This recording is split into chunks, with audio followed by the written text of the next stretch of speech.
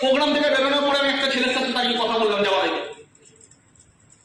আজকে স্মার্ট ভ্যালুতে ওই ছেলেটা 3 বছর দিয়েছে, 3 বছর। আমি যখন বাইরে গাড়িতে উঠছে, গাড়িতে ওঠার আগে ওর দিকে চোখ পড়লে গেল, কিরে তোর স্মার্ট ভ্যালুতে কত দিন হয়েছে? বলছে দাদা 3 বছর। কথা বলতে পারছে না ঠিক মতো, তোতলে তোতলে কথা বলছে, মানে স্পষ্ট কথা বলতে পারে না, তাই তো না?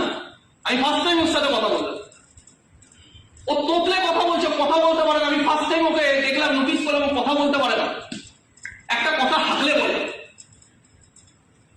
আরে তোর বাড়ি কোথায়? বললাম আমার বাড়ি এই জায়গায়, গজগজ। আরে তোর বাড়িতে কে কে আছে? বলছে আমার বাবা মা আমি। আরে বাবা কি করে? বলে রাজমিস্ত্রি। আরে তোর পড়াশোনা কত দূর? বলছে দাদা 12। আরে মার্কস কত পেয়েছিস? বললো 3rd ডিভিশন। আমরা হাসলাম। আরে মাধ্যমিকে মার্কস কত পেয়েছিস? বলছে দাদা 3rd ডিভিশন। আরে তাহলে তো তুই পড়াশোনা করতি কি? তার মানে তো তুই পড়াশোনা করতি না, তাহলে 3rd ডিভিশন পেয়েছিস মানে তো তুই পড়াশোনা করার ছেলে না, পড়াশোনায় মন নেই তো, তাহলে তুই পড়তি কি?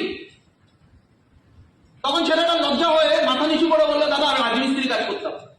তখন আমার খুব খারাপ লাগলো। আরে কেন রাজমিস্ত্রি কাজ করতে কেন? বলছে দাদা করতাম। আরে কি শখে করতি না দরকারে? বলছে দাদা বাড়ি থেকে প্রবলেম ছিল। আরে কোথায় করতি? একা করতি না বাবার সাথে করতি? আমি বুঝে গেলাম তাহলে বাবার সাথে কাজে বেরোতো। ওই ছেলেটা বাবার সাথে রাজমিস্ত্রি কাজে বেরোতো। এই ছেলেটা কতদূর পড়াশোনা করতে পারবে? যেই ছেলেটা 14-15 বছর বয়স থেকে রাজমিস্ত্রি কাজে ঢুকে গেছে, কতটা কঠিন কাজ, ওই ছেলেটা কোথায় পড়াশোনা হবে আর কতদূর ওর ফ্যামিলি পড়াশোনা করাবে?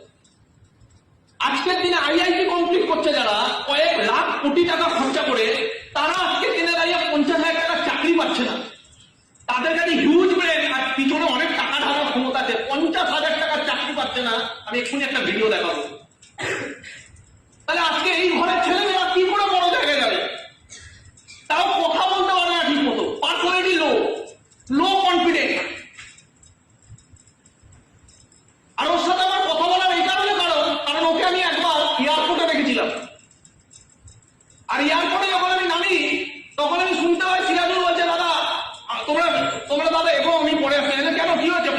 ফ্লাইটের টাইম হয়ে যাচ্ছে। বলছে দাদা আমাদের থেকে ছেলেটা এসে পাসপোর্ট হারিয়ে গেছে।